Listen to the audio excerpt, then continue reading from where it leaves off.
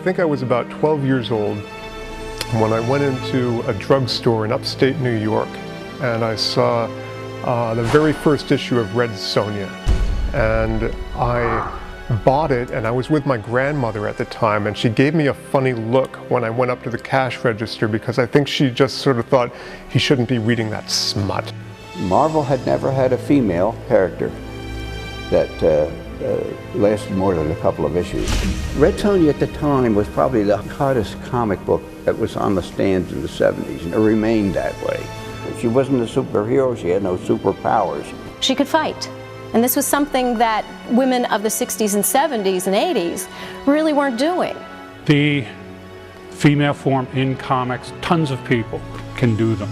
Artists out there drawing the female form, unless you know how to do it in comics, you're kind of lost. To find somebody who can draw an attractive, even sexy female in comics, not a big deal.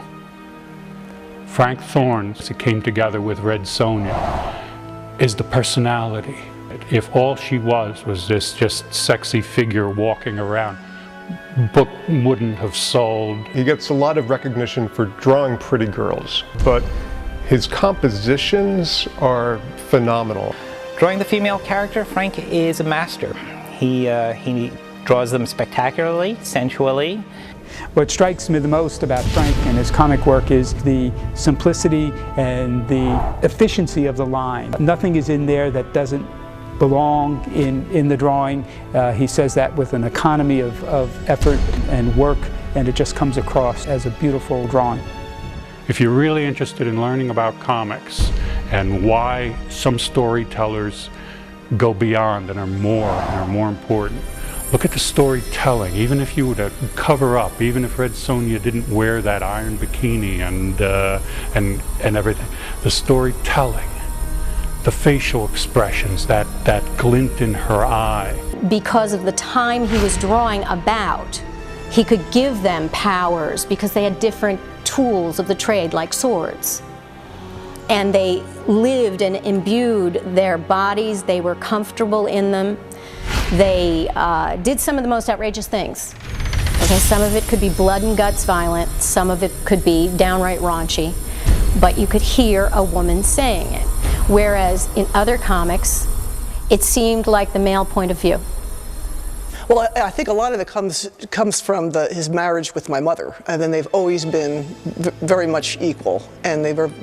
As a matter of fact, he was probably the Renaissance man growing up because he worked from home, and my mother was a musician. And when she had music gigs, my father would be the nurturer and would feed us and put us to bed and read us some wild and crazy stories. The wisdom that was obvious that she was thinking, that she was doing something in panel 2 of page 7 that didn't show up until, panel 4 on page 9. But he would just give you a little precursor of it. He would, his stories, his artwork, they were well thought out, and at the same time just free-flowing and fun. He was like doing this wild dance, but at the same time he had absolute control over it. So few people can do one or the other, and Frank had both. It's not clear why I was selected to be the artist for Red Sonja. And I took the character and refined it, but it was instant, strange, like we were destined to be partners in this, long ago time or something, Hyborian age. And I was just totally into it. I was throwing all this detail, the ancient civilizations, the hordes of warriors, and doing the sound effects. I lettered and illustrated, I drew everything, total control over the book, which is unthinkable now. When we drift into my later period with Playboy, which I was a contributor for 20 years to the magazine, and going from the strip, full-page strip of Moonshine McJugs to the full-page gags. And I wrote all the gags, and I wrote all the Moonshine stuff. I aspired to be a writer of prose fiction, which was always one of the goals I hoped at some time.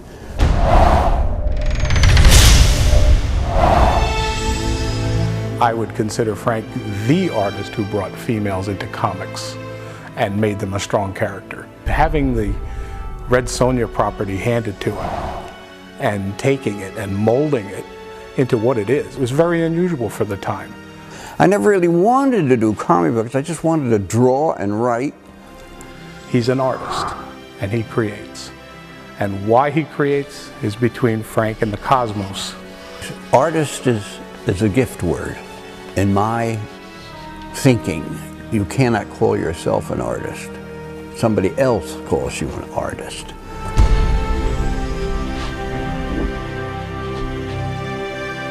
I had two passions, maybe three, as a young lad. One was magic. I really wanted to be a magician in my early teen years, and even before that. But I loved to draw. I was always drawing. Very few of those drawings survive, and I don't know why. Some of them were naughty, and I suppose my mother found them and disposed of them, and maybe that's just as well. In the eyes of his fans, Frank's work will never die. Frank can't leave us. He's part of us. He was definitely ahead of his time. Frank leaves behind a person everyone cared about that he came in contact with, an international artist comparable to anyone that's out there right now, and a legacy of a body of work that will go down in history. Frank's work guarantees his immortality. Absolutely. I would like the world to remember that I was married to the greatest woman ever and had blessed with a huge and healthy family.